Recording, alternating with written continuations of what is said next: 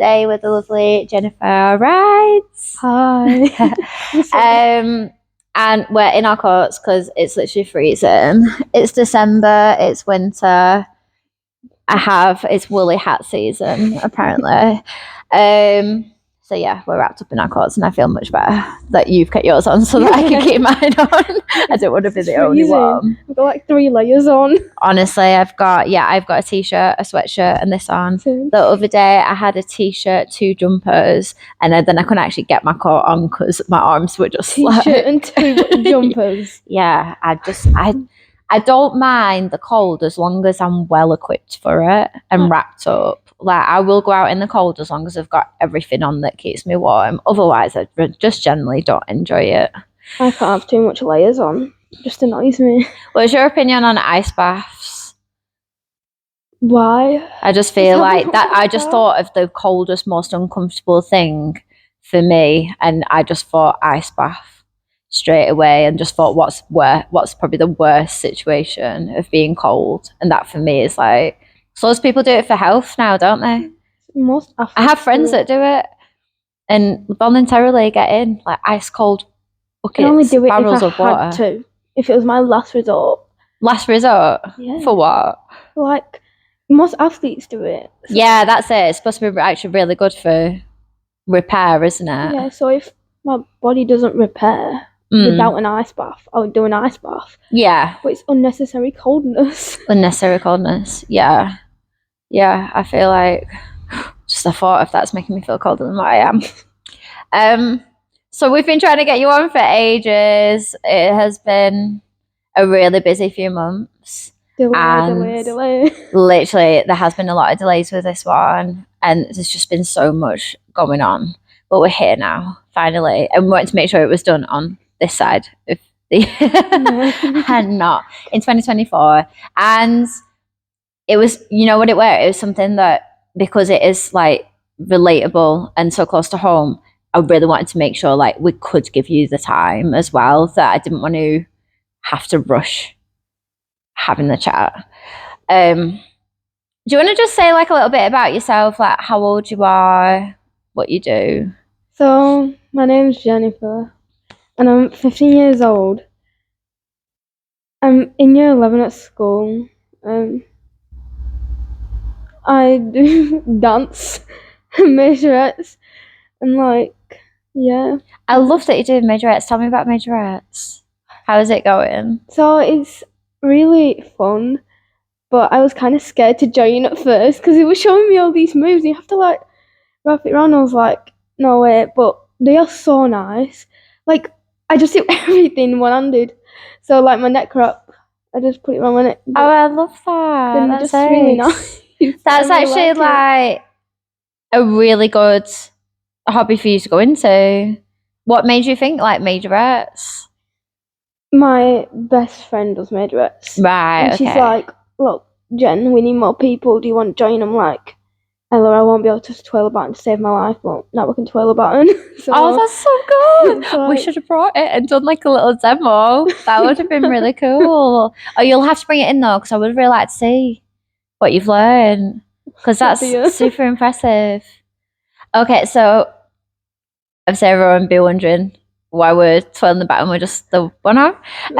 So, and obviously we're used to this because we do the same here. We like sort of adjust and choreograph everything, and I like the fact that we can do that. And I feel like that's the best thing about movement and dance, is that it doesn't have to be a certain way. You can always adapt it so that everyone feels like inclusive. Yeah. And that's what I love about it the most. And yeah, I feel like there should be a thing everywhere where it can always be a possibility. So I actually know a girl who, so I was training with Ricky Jinks on his program. He's like a contemporary dancer. He could do a bit of everything actually. It's amazing. But I would say it was more sort of towards contemporary. And it was really fun. We did like meditation, and like it was normal for like the room to be saged like it is here. When I'm just wandering around with sage and bare feet and just expressing ourselves. And it was really nice. It was really nice to have like that space. But there's actually a girl there who was in a wheelchair, and she's actually like done so much in the dance industry now and is sort of like setting such a great example and the ways of like inclusivity in dance classes. And she was only in actually one of the sessions I was doing, but I just watching her and knowing I was doing the same choreography and how she managed to adapt it, and she sort of moved her chair around in a circle when I did like a turn and stuff, and it was just so like amazing to watch. But I'm so wimpy with stuff like this. I was just like all the time watching because I just find it so moving and inspirational when people have the courage to not let it hold them back. I think that's what gets me the most. So do you want to tell me a little bit about like, should we talk about that? How maybe you found like maybe majorettes or dance from your perspective, and be like fully honest if there was like times where it didn't feel as great. Go for it. Let me know. So when I did ballet and tap when I was like 3 years old. Oh, did you? I didn't know that. So I don't know why I quit that. I can't really remember. Okay. But then I wanted to join back dance after I saw that Trinity joined back dance. Yeah. So like, Trinity is twin sister. They literally are like really are twins. Like I've been calling them each other's names like for years now. So I was like, I wanted to do it, but then I was like, I watched the videos on Instagram and I was like, too complicated. Everyone says this. Too much. Everyone says this, not knowing, you know, you post your best footage. Yeah. You post up the best footage. Actually, because so many people have said that, I've started to post up footage that's maybe a little bit more imperfect, just so people know like it's not like that all the time, because it doesn't, you know yourself, there's been like probably a few takes before we've done that final video or a lot of practice before it. But yeah, go on, because it's mad how many people say that. Yeah, so I was like, I want to do it, but then all of a sudden in school, you were coming to our school. Yeah, This was literally, and I was like, I wanted to ask my friend, so I asked one of my friends to do it, and that's how we both joined. Like, okay. And then we were like, you give us a leaflet, and we're like, okay, so when do you want to go on it? And that's when we joined. Mo is networking. we joined together, and like, yeah. And then as soon as I joined, I was like, oh, so that's when you actually joined. That's how in my head. Oh, right, I didn't realize that. For some reason, I thought either you just came through Trinity, or you'd come like before or after that. But I didn't realize that was like the push. The whole thing, because I got the leaflet, and I was like, because obviously I went with a friend. Yeah. And then that's how me and that person joined. Okay. And so, how did you find it? It was actually, I actually enjoyed it. Yeah. Like, I thought, well, I knew in my head that I always wanted to do something with dance, because I don't know, it interests me. Yeah. And I was like, alright, this popped up at school, so why don't I try it? Yeah. I enjoyed the session, so I was like, alright then, I'll join. And then I did the street class for like, I'd say over a year. What made you come out of that? I don't. It's just like, it was a bit tiring for me at times. Okay. And obviously, with everything, I just get more tired. And it's like, okay, I've got schoolwork. But then after the show, the Just Gone, I was like, why do I need to join back? I really want to join back. So I was gonna hate me for mentioning them on, but I was gonna ask my mum to join back, but then I was scared that the same thing would happen. But then I'm like, you'd get tired. And so, is this like something that you battle with day to day, or is it just with like activity? It's usually just day to day, because with both, issues. Can I say that? Yeah. You can say what you want. This is Right. your podcast. Yeah. With both like things, it just because both to the heart also causes tiredness too. So it's Right. like it's double. So like if I do school for a full day, like obviously I'm gonna be tired at night. And then sometimes I can't do my homework. And this is something that really annoys me because it kind of relates to something that happened last week when I banged my head. I had the worst headache for the whole week, couldn't do barely any homework. And it also just, I think some of like what I have wrong with me also makes me more worried and get anxiety. So everything just, because of the tiredness, it kind of stops you from doing stuff, which leads you to stress. Yeah. It's just like, You sort of don't want to have to put yourself through that. And so do you feel like you sort of try and avoid now doing things that might lead to tiredness, or you're not feeling well that week? Or are you still trying to get out there and do bits? Like, is there a bit of a limit? sometimes I will try and avoid stuff, but it's just like, I want to do it. Like, because you have a fiery side. This person. She is like a bit sassy, definitely. But I love that because I think that's a determination in you. It's like, say, I don't know, person A does dance Monday, Tuesday, Wednesday, Thursday. Yeah. And then we'll call me person B. Okay.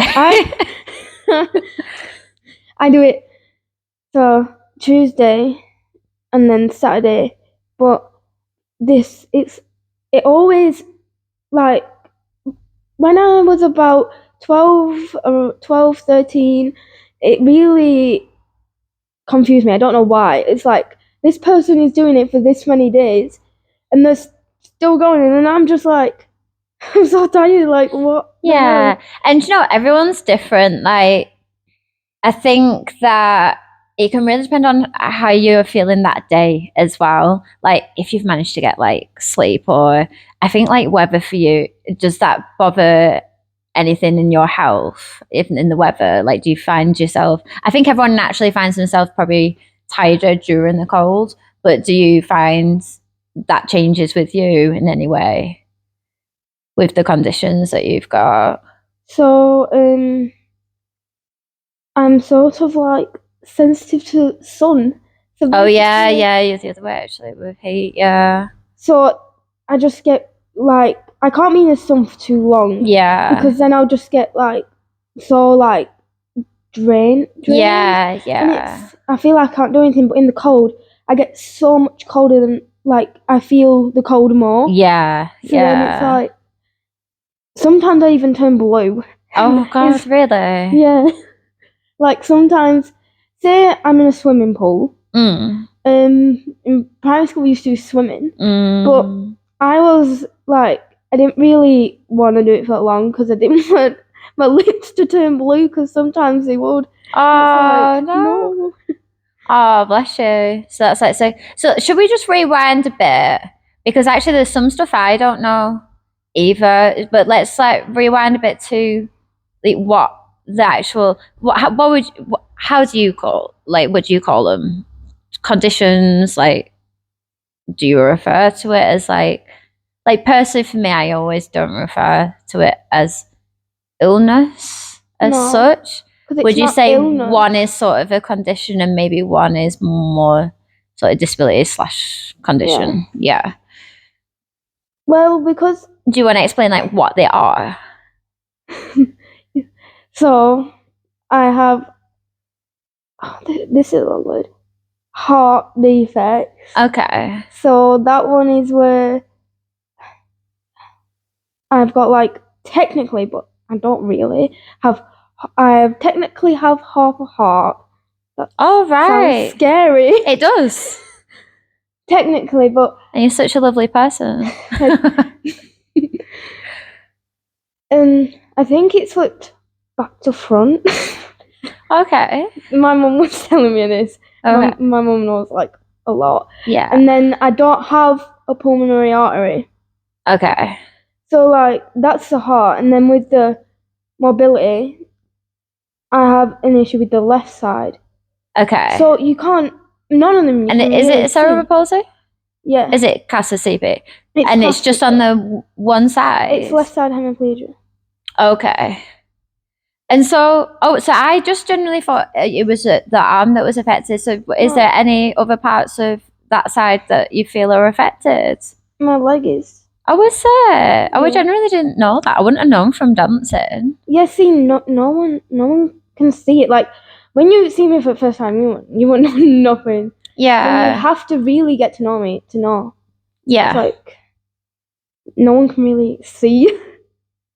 Yeah, I know what you mean, because you can. So my sister's got quadriplegic cerebral palsy, so all four limbs. So obviously, when you're wheelchair bound, then I think it looks more obvious that there's obviously a disability. But you can actually get cerebral palsy just in some parts of the body. So it's actually, like you said, unless you know that person, you might not actually realize. Like, I know someone who has it like just in like one side of the face, and I actually call that more like Bell's palsy, when it's just, I don't know if that means it's just in the face or not. I just have heard some people call it that rather than CP. But let's talk about how this possibly has like affected you. So did you have this at birth? Like either of these things? Was this changing as you grew? I think I had heart at birth. Okay. And then because I had a stroke. Okay. I think that's what caused it. That's possibly what caused the CP? Yeah. Oh, right. Because it's like you had a stroke, a bleed. I think I had a bleed in the left side of my brain. So it kind of, just affected it. Right, okay. And so you wanted to come on and sort of share the experience of this, and I suppose the change of going from being a kid to a junior to now high school. I'm feeling and picking up maybe high school's been more challenging than anything else. Is there like anything you'd want to share about how you've been dealing with being a teenager in high school? And you are someone I know who, like, you really work hard, and you really like probably put a little bit too much pressure on yourself to really perfect in terms of like your studies and school. And so with that pressure on top as well, because you're 11 now, right? Talk us through high school. Like, what was the change from primary, and how's it been at high school? To be honest, primary and high school, completely different. Yeah. Primary school, you're in one classroom all day. You don't have to walk around up 3 flights of stairs at 8 a.m. Yeah. Oh my golly. And then it's like, you don't move, you don't like go to different classes for different subjects. So in primary school, I would say I never got overly tired, because my body wasn't like moving from this, we're going to go for this classroom, and go back over. It's like, yeah, no, I get that though. So that was a big change, but one thing I do like recognize is the same, and I see familiar, is support. Like, people are so that's great, nice. That's the teachers are so nice. That's so great in primary and in secondary. Yeah. So it's like, it makes it a little bit better, because I don't know how to explain it, but then they're always trying, because I'm someone who just wants to be like everybody else. Okay. So sometimes, say there was this trip going on, but I can't go on that trip. I can't participate in that.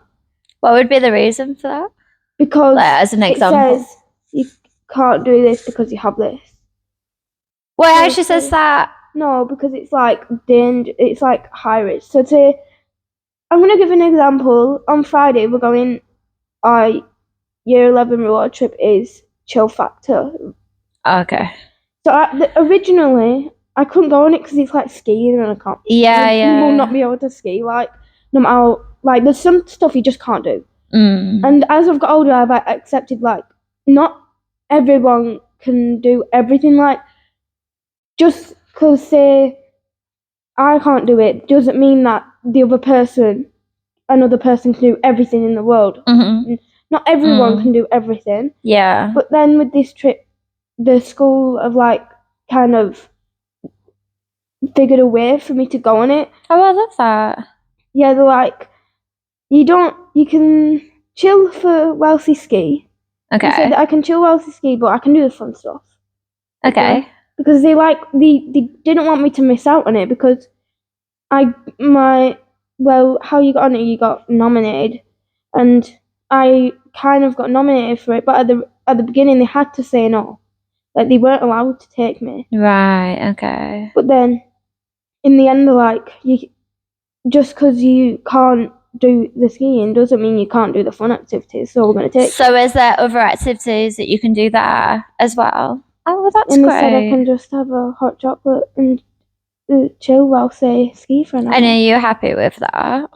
Yeah, first I get kind of gutted when I can't do stuff. Yeah. So really gutted, but as I've like the months of this year I've gone on, I've been able to like hide that I'm proper gutted about something. Okay. So I hid it very, very well. I was like, when everyone was like, "Oh, you go," I was like, "Can't go." I just said I can't go, and then it's just made me quite happy that they actually care to be able to accommodate it. Yeah, that's so nice because, I mean, it's not something you want to get used to, that like you have as much right as anyone else.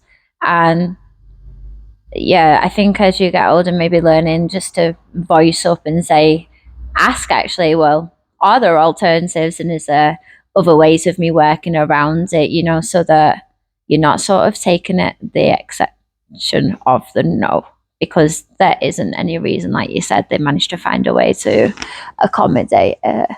And so is this something that you're used to a little bit? Do you sort of already have an idea of like, I might not be able to do this, but I'll just sort of wait and see if I can be accommodated? Are you sort of having to wait for that to do things? For theme parks, especially. Yeah. Because so Blackpool Pleasure Beach, we always do a trip and I go on it, but then I feel so mean because whoever I go with, I can't do the big one. I can't do Revolution. I can't do Ice Blast. I can't. There's like loads I can't do because it's like it's straightforward. It's the drops too fast. Yeah. I don't know how to explain it, but it has an effect on your heart. Okay. So when I go to, because now I know this, when I go to theme parks, I kind of get like anxiety that if I go on this ride, I might end up in hospital. Like, how are you going to be after? Yeah. Like, so I get kind of shaky and panicky, but sometimes I find it a bit silly in front of my friends, so I genuinely just stand there and be quiet for the whole of the line. And sometimes I was going on a ride once, and I was just googling like, what is the drop? Is this drop above this? Wow. This? I was like, oh my god, that's please don't.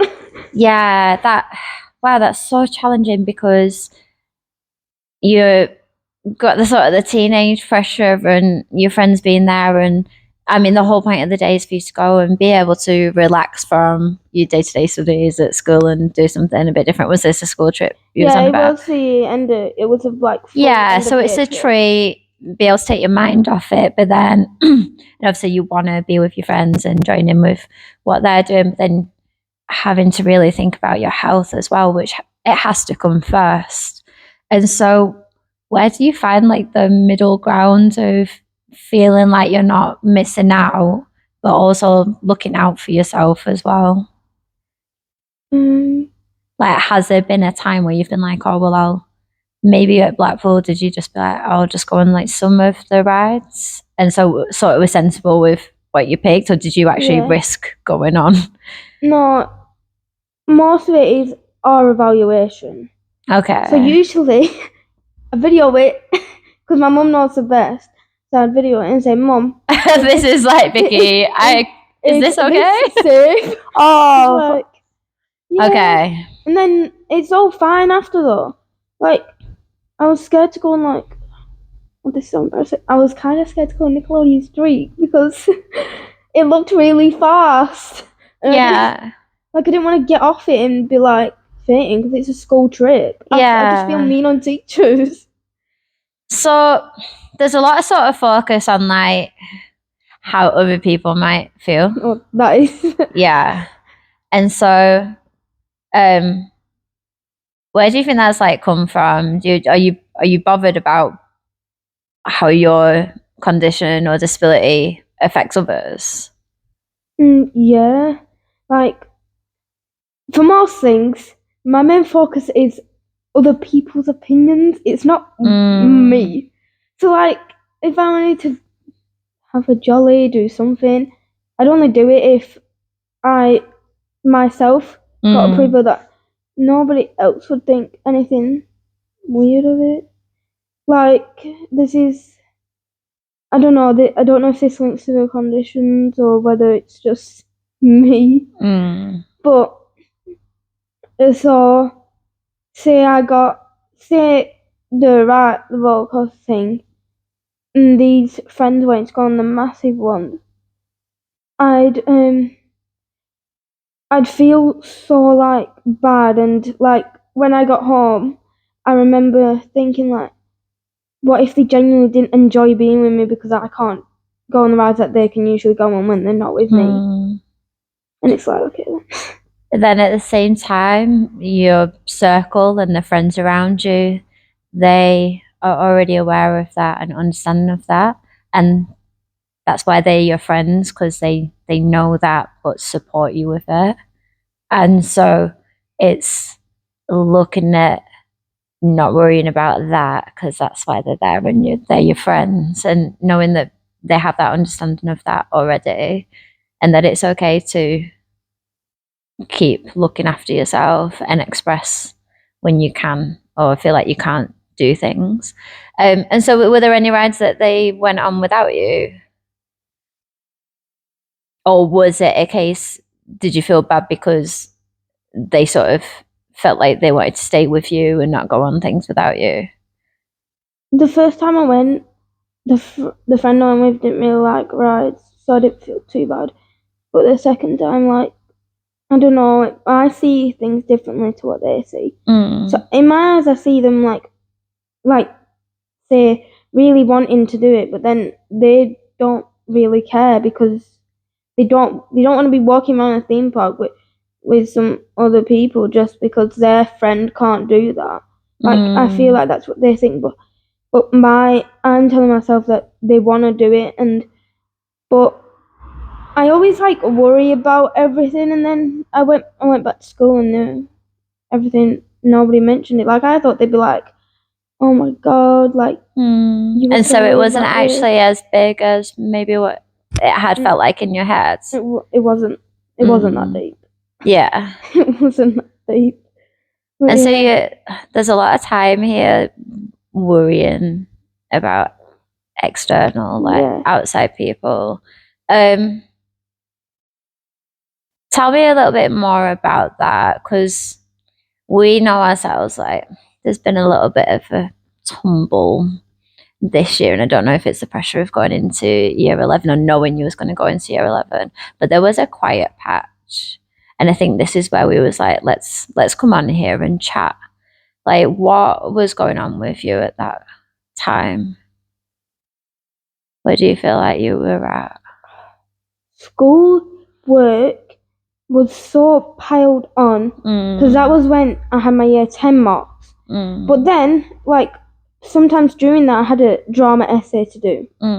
So I had to, the teacher was like, research at home, but then the other teacher was like, revise at home. And then other teachers saying, you only need to revise for 30 minutes. And then the other teacher was saying, you should be revising for an hour every night. So, like, all these ideas of what makes you successful was putting lots of pressure on me, making me feel like, oh, there is no way I'm going anywhere after high school. Like that's how I genuinely at one point felt I was gonna like fail my GCSEs, like to the point where I just had to believe that if my teachers aren't speaking to me and aren't concerned, then there's obviously nothing wrong. So yeah, and I always just I feel like I feel the pressure a lot more, and then I also get very anxious, like rapidly. Like I just think ahead I think ahead too much. Yeah, but so I suppose you've sort of probably got in the habit of that because you're already a little bit apprehensive of maybe how you're going to get through that day, or maybe there's different activities going on that day, or like I don't know if a change of schedule could maybe do that for you, because then you need to work around it in terms of like health and stuff as well. That's already like a bit of an anxiety on its own that personally I think you manage really well. And so when you've got like school and stuff, it's just sort of adding to something that's already feels a little bit nerve wracking. What would you want to do after school? What are you looking to do? I obviously wanna go to college. Like you kind of have to, don't you? You don't have to, no? Yeah. No, I know loads of people who haven't been to college. You don't have to. It's recommended. Like personally for me, I recommend it because that's the route I took. So personally, from my perspective, like it worked for me. For other people, different. Everyone's different. But is that what you want to do? Yeah, I want to go to college, but a part of me is telling me to do A levels, but the other part is telling me not to because I hate revising. I hate exams. So I'm like, I mean, none of us took A levels because we like revising. The A levels is no, but it's like I don't. It depends on what sort of you want to do. It's the whole exam, like an exam, like what I know, what I write down on the paper, like what I can remember in that moment is going to decide whether I can get into university. It's like, first of all, I don't have the best memory. And then second of all, it's like, if I don't do well, it's just going to make me even more scared to go into uni. So I was looking at, I've applied for quite a few things. That's good. So then I'm just going to decide like how I cope with GCSEs. Like if I cope well, then obviously A levels would be a good route. It will be, and I think like don't sort of presume that it's just going to get harder and harder, because the beauty of doing your A levels or doing your BTEC, and I think the difference with A levels is you can pick multiple subjects to look at that, and personally that's what I did. And BTEC, I think you just mainly looking at one area, so I think that's probably like the key difference between them. And then I'm not sure if they still do points now to get into university, but yeah, UCAS points. I don't know if there's like a difference between them. So I just picked up 4 A levels just in case, and was like, just so I had enough. Yeah, so I did 4. I'm not gonna lie, the first year was really challenging. I actually probably resat a lot in my second year, but I'm really happy actually I had done the 4 now, because it just gave me a bit more sort of less anxiety of like getting into uni, personally, just for me. But I know like a lot of people who just did the 3. But for me, because I had like 3 quite performing arts A levels, I took up English as a 4th one, just to have like that under my belt, which I'm happy actually I did, because I enjoy it a lot more. I enjoyed it much more than I thought I ever would. I actually have found that that's my second subject is English. So, but don't presume it's going to get harder, because you get to choose then the subjects you're interested in, and so there's that sort of more eagerness and more focus, because you're doing just the subjects you chose then that you enjoy the most. You know what I mean? So you're sort of reducing then all them subjects down to what you most enjoy, and then university is like, this is the one I've picked. So you can even do combined degrees now with more than one subject. That was my problem. Like you pick your options, yeah. Don't do geography anymore. Really? No, because okay, Oh my god! It used to be. I think we had an option of history or geography. you have to do geography or history. as I far got- as I remember. But I got pulled out of it Yeah. because it was like they knew they were prepared. They knew GCSEs were going to be a lot more than Key Stage 3. So because they could tell my teacher was just stressing me out. That one lesson, she annoyed me. We're not going to name any names. No, we're not. She kind of Don't be getting me in trouble now. oh dear. She kind of like I don't know, got a little bit. Sometimes it's not bad. It's just Say it as it is. my way of learning will contrast with the way they teach. So it's like it'll never work, and then it'll just get me stressed out. Okay. But then if I just drop that, all I need is 5 GCSEs to get into a college. English is 2, science is 2, maths is 1, so that's 5. If I pass my English, maths, and science, if I get 5 in my English, maths, and science, I'm in my courses. Yeah. So like, what's the point in like you getting stressed out over this? I would like to say contrast because that's how I felt at the time. This was back in like January when I was like, because they'd explain it this way and then I wouldn't get it. So I'd just like, when I got home, I'd like say, look, in school today, they explain this, but I don't get it. And then they just, you know what, they told me I got pulled out in a geography lesson. They rung up and said, can I have Jenny for a pastoral during geography? What coincidence. Okay. No, I just wanted to say it. I really just wanted And what was that about? They were like, okay, so we're going to stop you from doing geography because we can see that it's stressing you out or something like that. This conversation was a while ago. Okay. So, was it stressing you out because of how it was being taught to you then? So like, what would have been better for you? I couldn't understand it. So what would have been better for how you like to learn? Because I like writing it. Because when I write it in my handwriting, I remember it. Because I remember. Yeah. Oh, I wrote that yesterday. Okay. And what was being given to you instead of writing? The whole thing. It would be a lot of talking, but then people in my class would be messing about that distract me too. Because I was sat next to someone who is a part of like the little group who mess about. So, yeah. And then my like whole mocks and everything came along.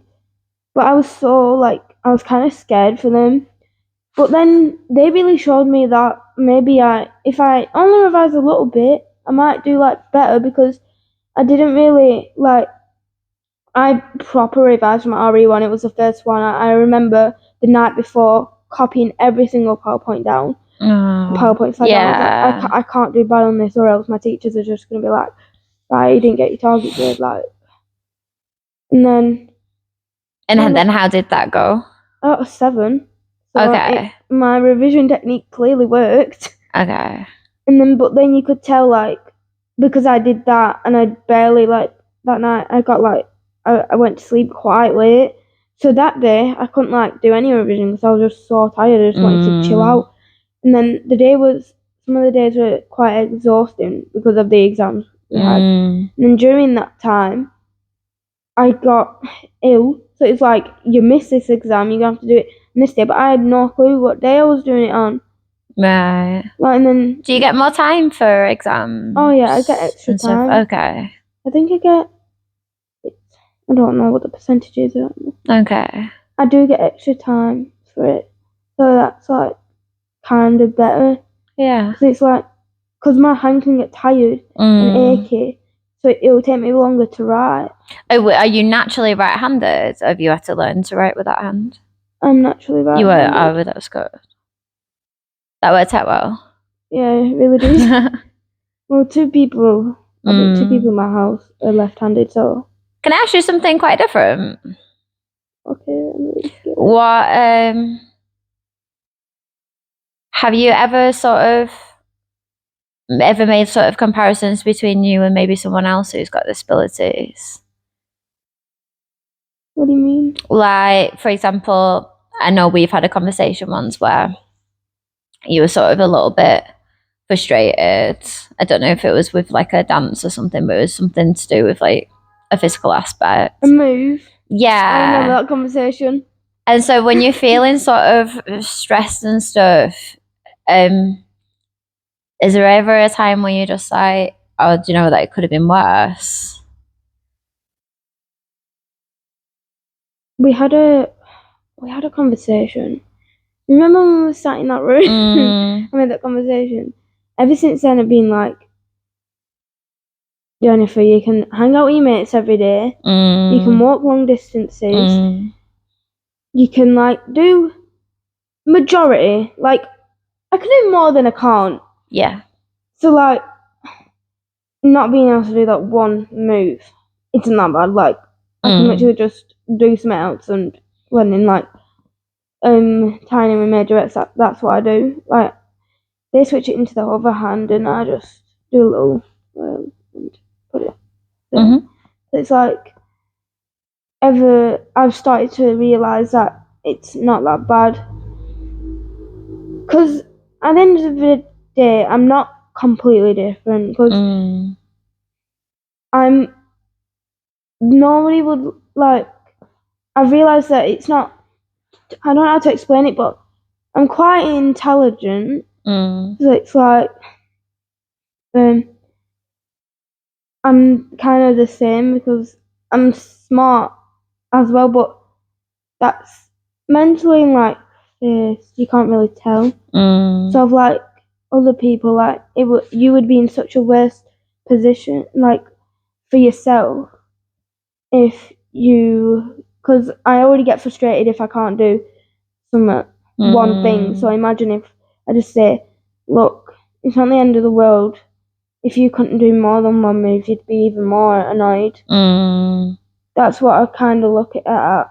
And also, like, I have, like, kind of, like, these conversations with one of my friends who, like, in, like, 1,000 years, me, like, looking differently in that move isn't going to matter, is it? At the end of the day, it isn't going to matter. Nobody cares that much. But then I've just got to get that inside my head permanently. And it won't stay there. Like, you can have... But these thoughts that you're having, though, they're very, like, they are valid. And I think,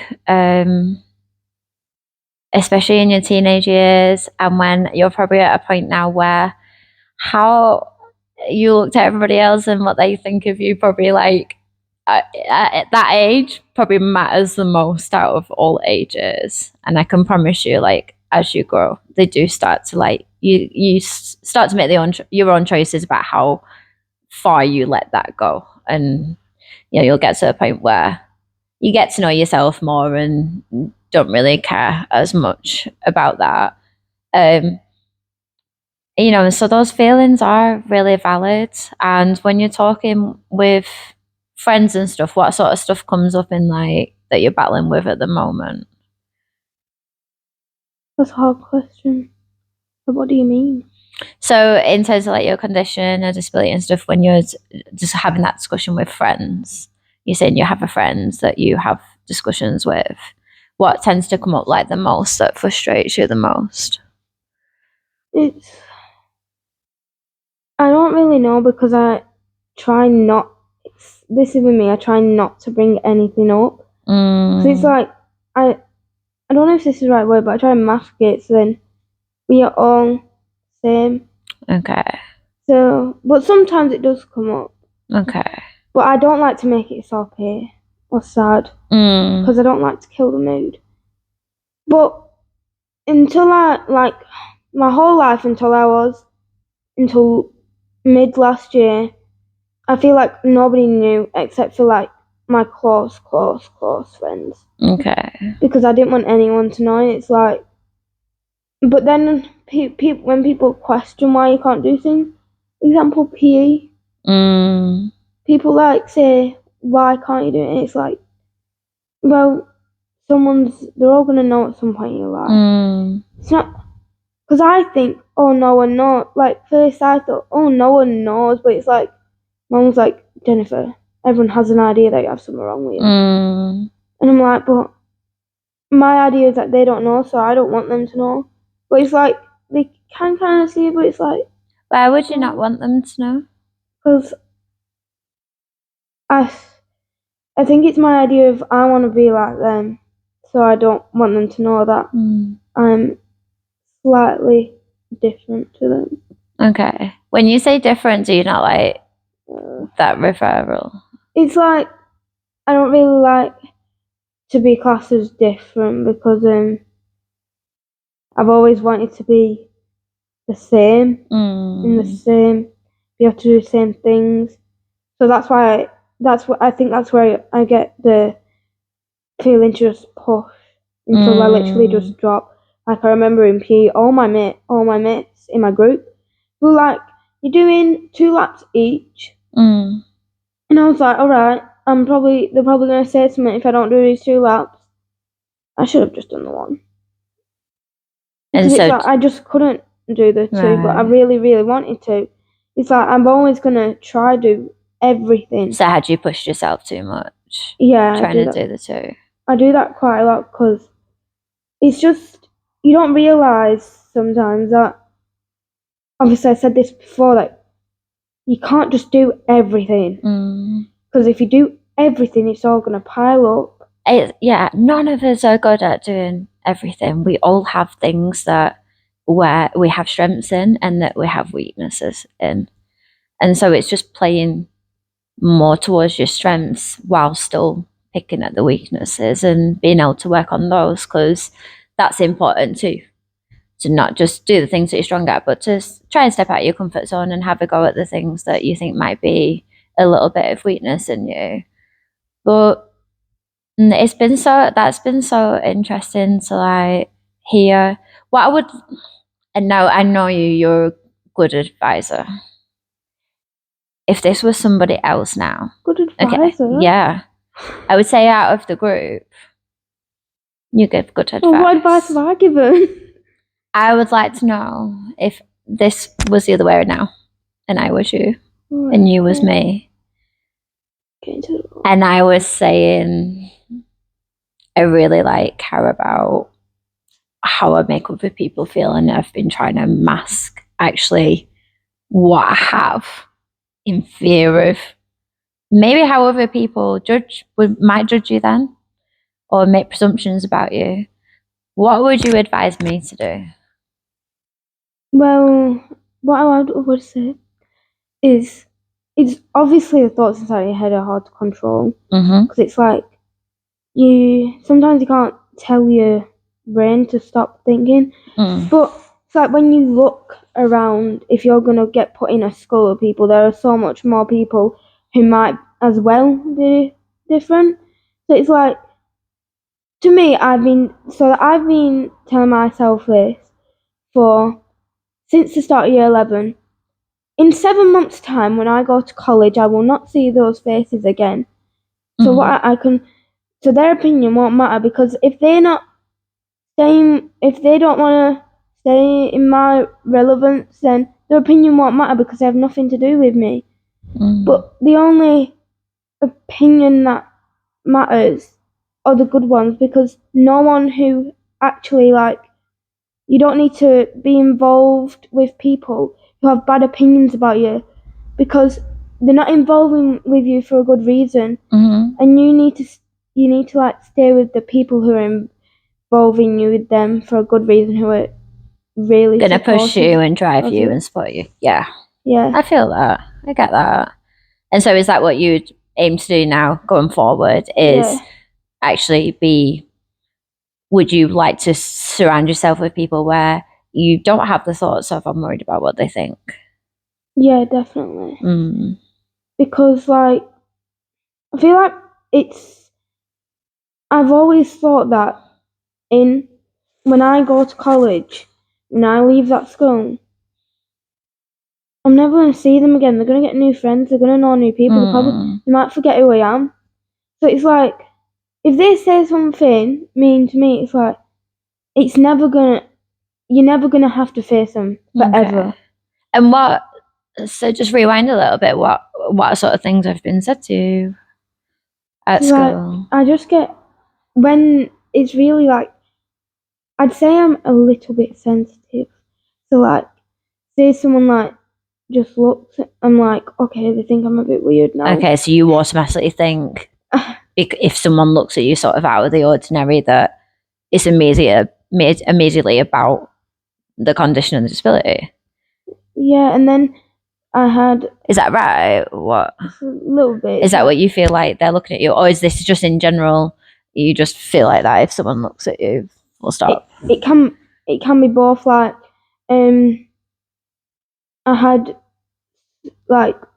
I had someone say to me, "Oh, you at my primary, I've always wondered what happened to your hand," like out of the blue. This was out of the blue, and I was like,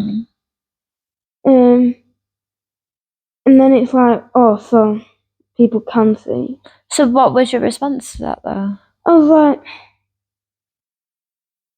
I can't really explain, because this was like a year. This was last Christmas time. Okay. And I know I've changed a lot since then. Like, I can't believe I'm doing this, but my English speaking exam is literally about heart defects. Okay. Okay. And they see, but then I saw that I had to do a personal account, and I was so scared. But it's like, it's for your GCSE. Like, whoever listens to it isn't gonna go and gossip with the mates.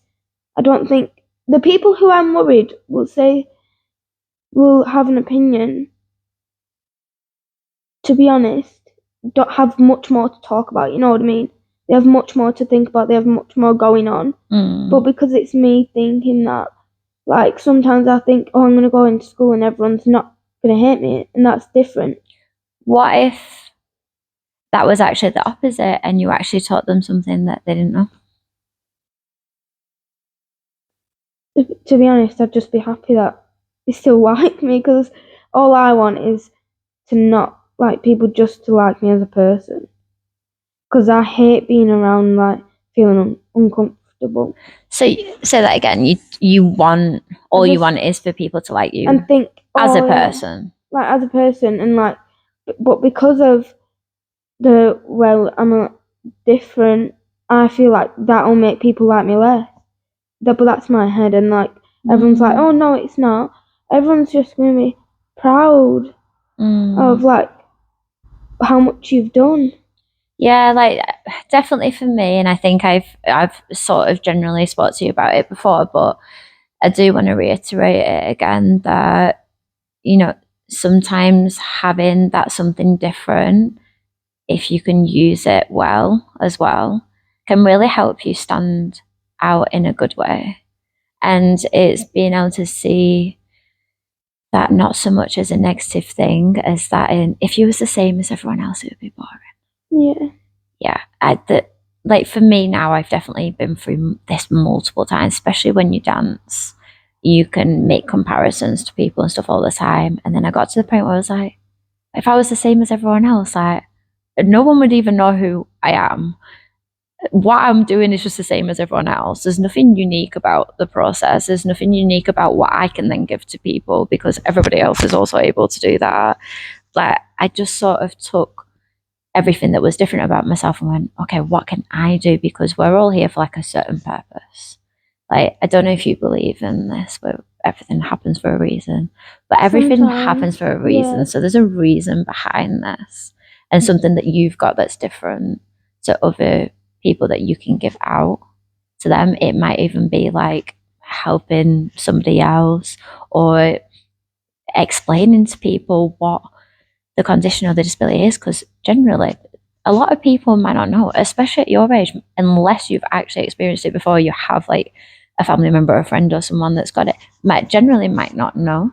So I'd really like encourage you to maybe educate people a little bit more, because I feel like sometimes my younger sister gets it all the time, and you have like young kids who will go, oh, she's poorly, or her leg's not working and stuff, and all it would take.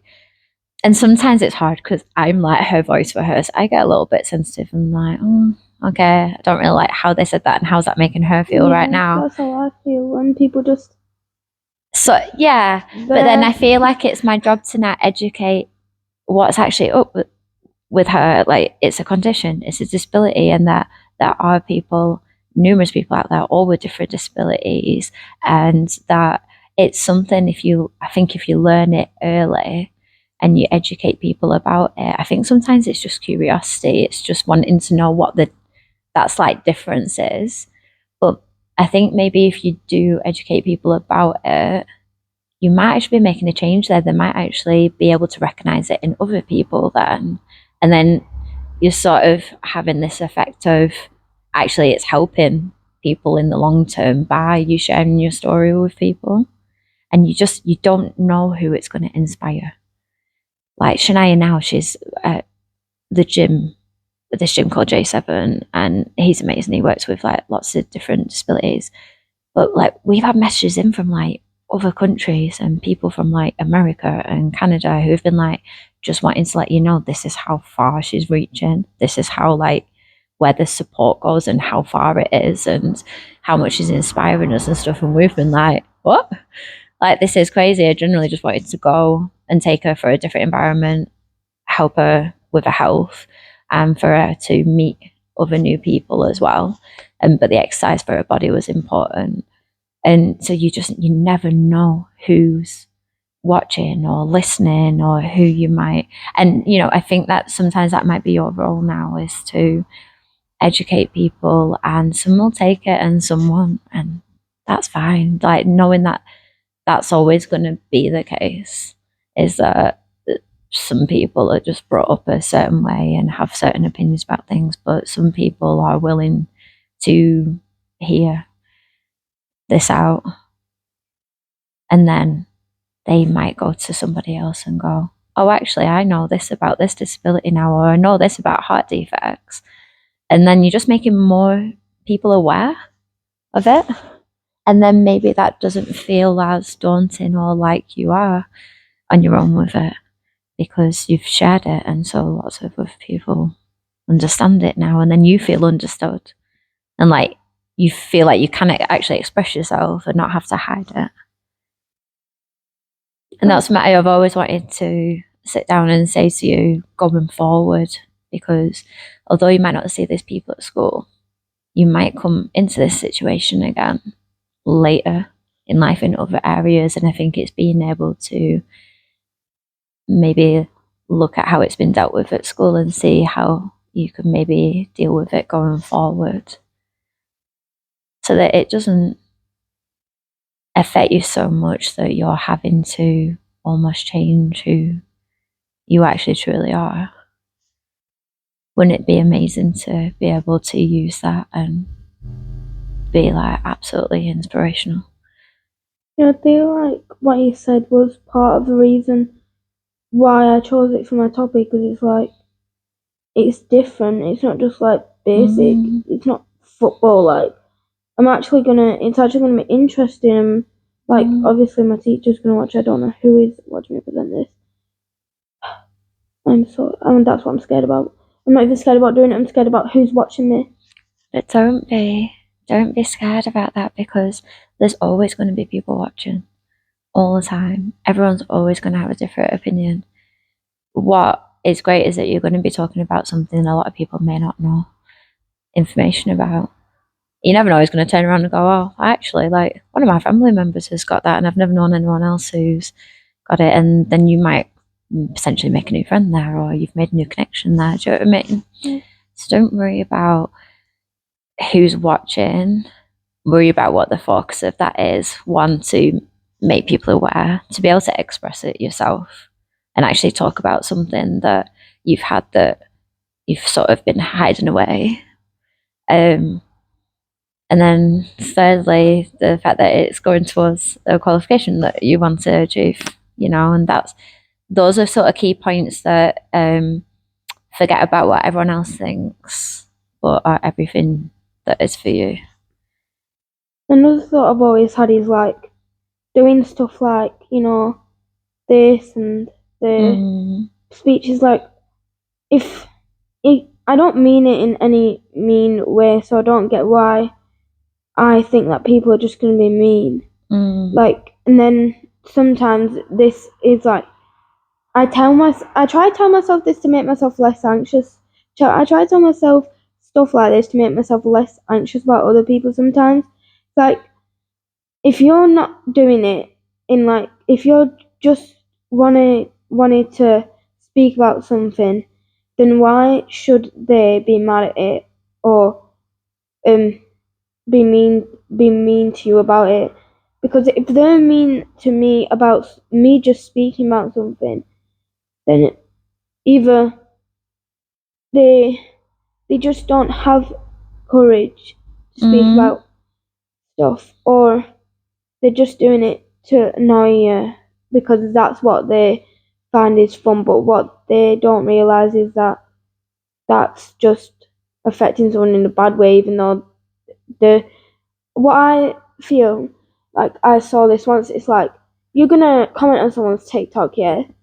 You're gonna forget about that TikTok when you scroll past the hundreds, but that person who sees your comment will never forget about your comment. So you're just gonna forget about the video, but then the comment you left, has sort of the person's left gonna an remember imprint. that forever. So it's like, if you're gonna forget about something, don't make someone else remember something bad.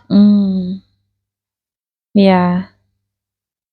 Yeah, that was really well put that, and very true. Do you feel like, so say we're looking at social media at the moment, do you feel like that does bother you? Have you ever had any comments via social media? I just recall the moment I had one, and obviously I was in like year 7, so I just made like a jokey video about it and got over it. But as I've got older, it's like, so I've never had a comment, because it's like people do mature. Like, people are just immature in like year 7, 8, but now that I'm in year 11, all them years I've found people just maturing. Nobody who is actually mature and wants to bother other people.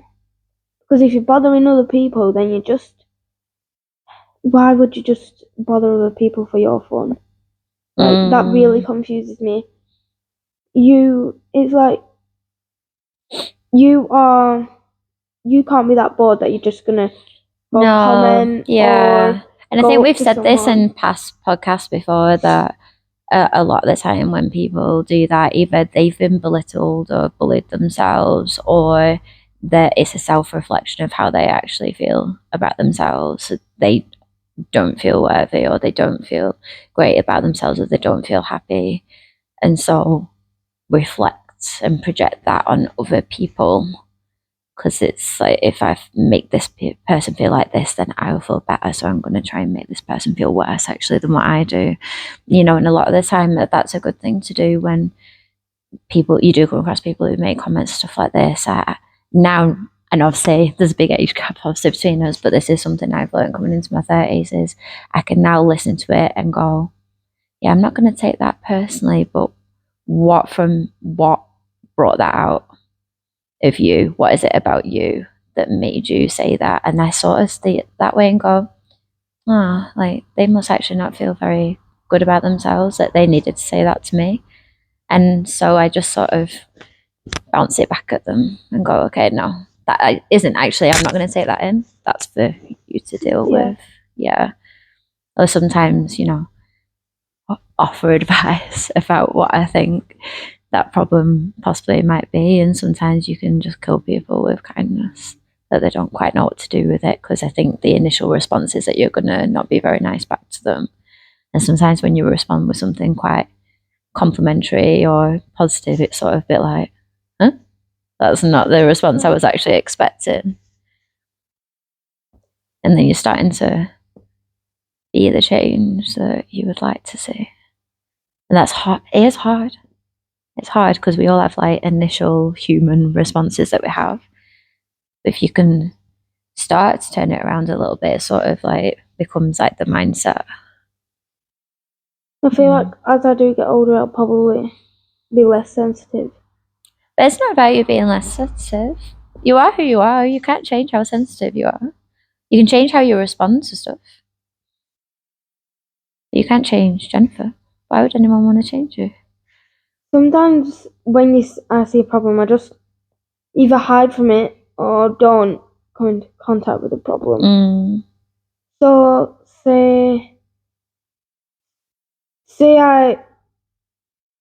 sometimes I think that people are just gonna look at me in a weird way. So this sometimes happens when I'm sat on my own. Mm. So I'd always make sure I was sat with someone, or else if I had to not be sat next to someone, I just wouldn't do it because I don't want to put that pressure. It's not really pressure. It's just like thoughts in me. It's like I don't really want to deal with that when I'm falling asleep, thinking about what people think about me. Mm. And so, are you saying you surround you always make sure you're sort of with someone to stop the thoughts that you possibly have on your own? Is that what you mean? Because it's like I feel like people just see if you're by yourself, people just go look at you and think, "Oh, why are you by yourself?" But then when I'm with someone, it's like no one has an opinion because you're with someone. You feel like